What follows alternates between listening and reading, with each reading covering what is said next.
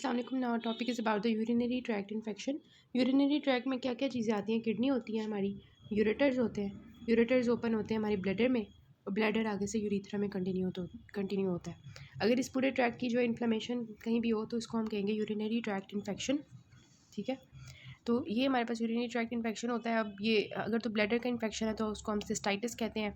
अगर यूरीथ्रा का इन्फेक्शन है तो उसको हम यूरिथ्राइटिस कहते हैं। अगर यूरेटर्स का इन्फेक्शन है तो उसको हम यूरिथ्राइटिस कहते हैं। और अगर किडनीज़ का इन्फेक्शन होता है तो उसको हम पाइलोनेफ्राइटिस कहते हैं। ठीक हो गया।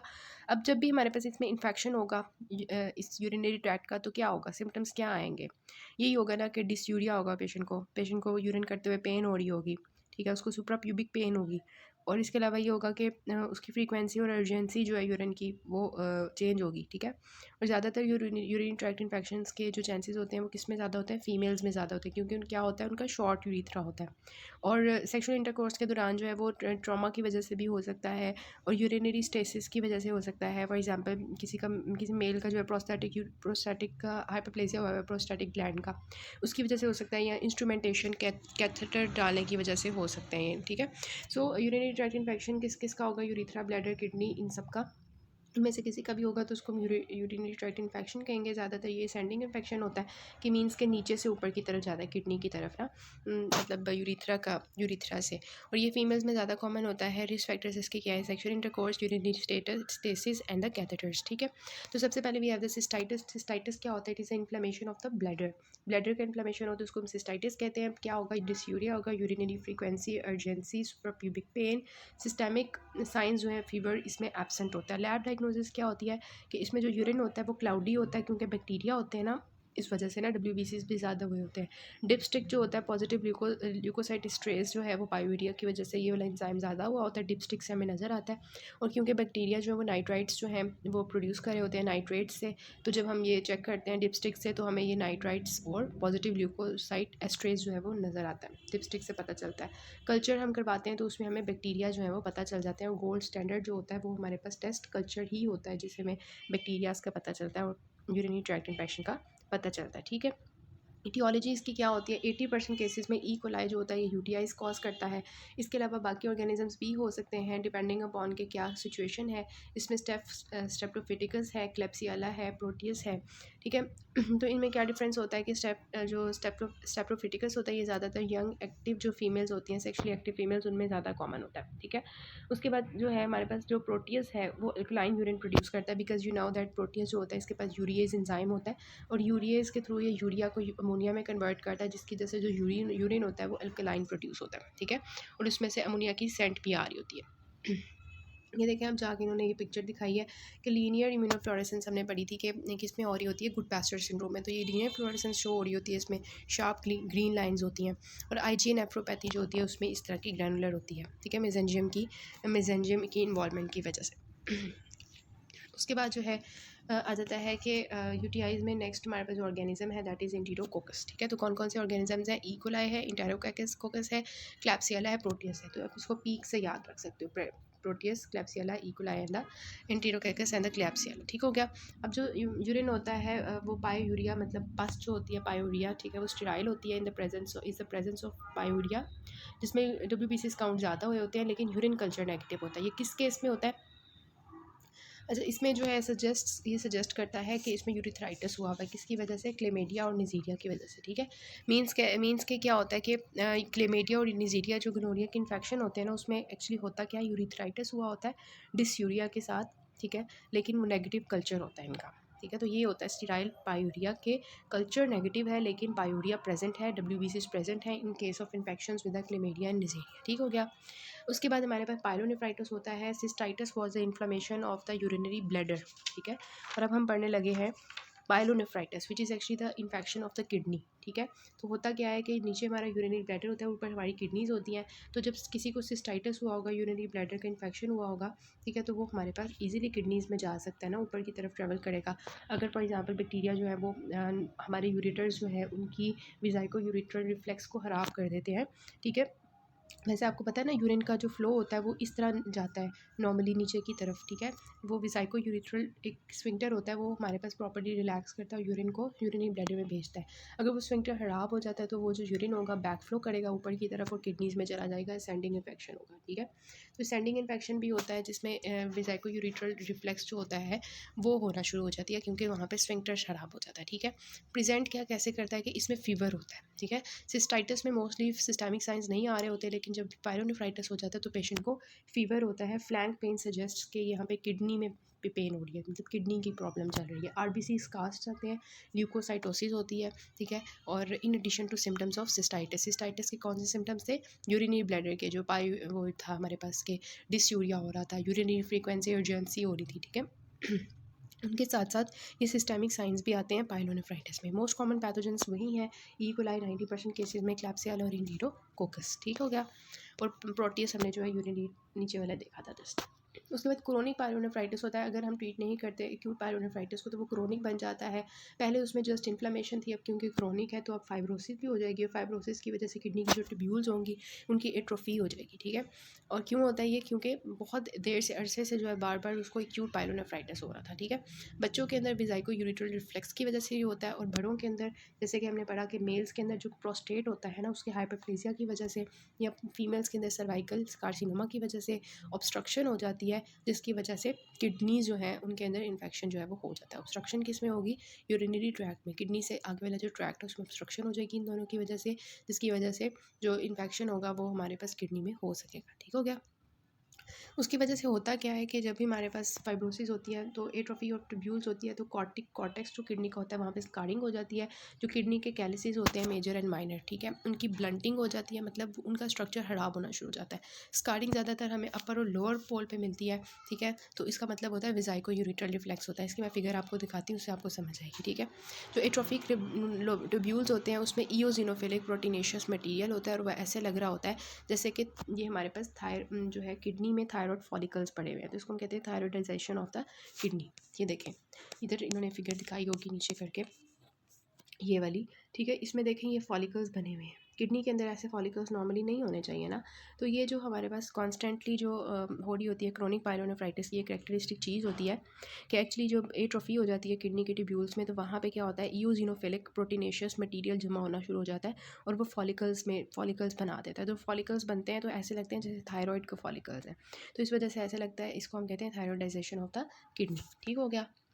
So this is actually divided. UTIs are actually divided into two parts: upper urinary tract infections and lower urinary tract infections. Lower में क्या होगा? ब्लैडर का होगा सिस्टाइटिस, यूरिथ्रा का होगा यूरिथ्राइटिस, किडनीज का होगा पायलोनेफ्राइटिस, यूरेटर्स का होगा यूरिथ्राइटिस, ठीक है। यही मैंने आपको बताया था।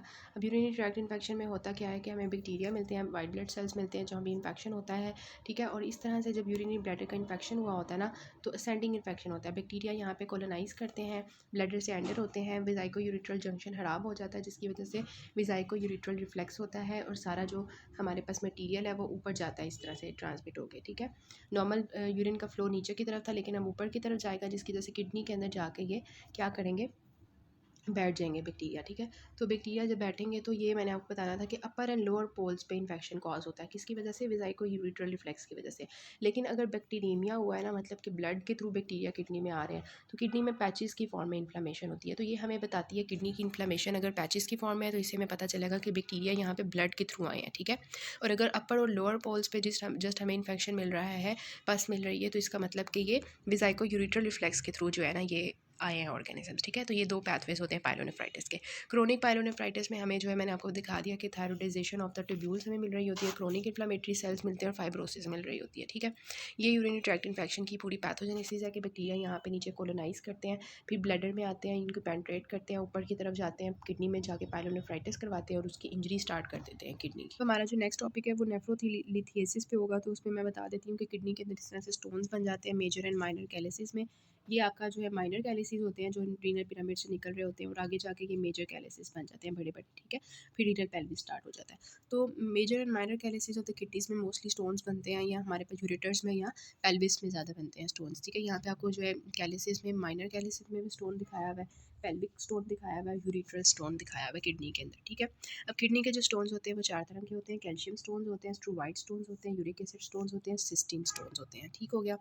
जो कैल्शियम स्टोन्स होते हैं वो हमारे पास मोस्ट कॉमन होते हैं, ठीक है। उसके बाद सेकंड नंबर पे स्ट्रोवाइट आते हैं, थर्ड नंबर पे यूरिक एसिड आते हैं और चौथे नंबर पे सिस्टीन सिस्टीन सबसे कम होते हैं। अब अगर हम पढ़ेंगे कि हाइपरकैलेसीमिया की वजह से ये कैल्शियम स्टोन्स बनते हैं। स्ट्रोवाइट स्टोन्स जो होते हैं ये यूटीआईज़ के इन्फेक्शन के बाद, प्रोटीज के इन्फेक्शन के बाद मोस्टली बनते हैं, ठीक है। स्टैगहोन कैल्सिकुलाई ये बनाते हैं, मैं आपको बताऊँगी, ठीक है। और यूरिक एसिड स्टोन्स जो होते हैं ये हाइपर यूरिसीमिया गाउट के लोगों में होते हैं, या वो लोग जो कैंसर की ट्रीटमेंट ले रहे होते हैं कीमोथेरेपी से, उनके सेल्स टूट टूट के यूरिन में आ रहे होते हैं, यूरिक एसिड ज़्यादा कर देते हैं। ये पहले भी मैंने आपको बताया था क्या फिनोमेना होता है, ठीक है। और सिस्टीन स्टोन्स होते हैं ये मोस्टली जो हमारे पास होते हैं, मतलब सिस्टीन की जो है ना लेवल ज़्यादा हो जाता है, कोई अमोनिया का प्रॉब्लम होता है इसमें, सिस्टीन में ना एक्चुअली होता है अल्कलाइनाइजेशन का प्रॉब्लम होता है, ठीक है। रीअब्सॉर्प्शन ऑफ सिस्टीन कम हो जाती है तो सिस्टीन ज़्यादा आना शुरू हो जाती है हमारी यूरिन में, ठीक है। तो ये बात होती है, ये हम इसका पूरा टेबल जो है वो उसमें देखेंगे कि स्टैगहॉर्न एक प्लांट होता है हमारे पास, प्लांट का भी इस तरह का फीचर होता है।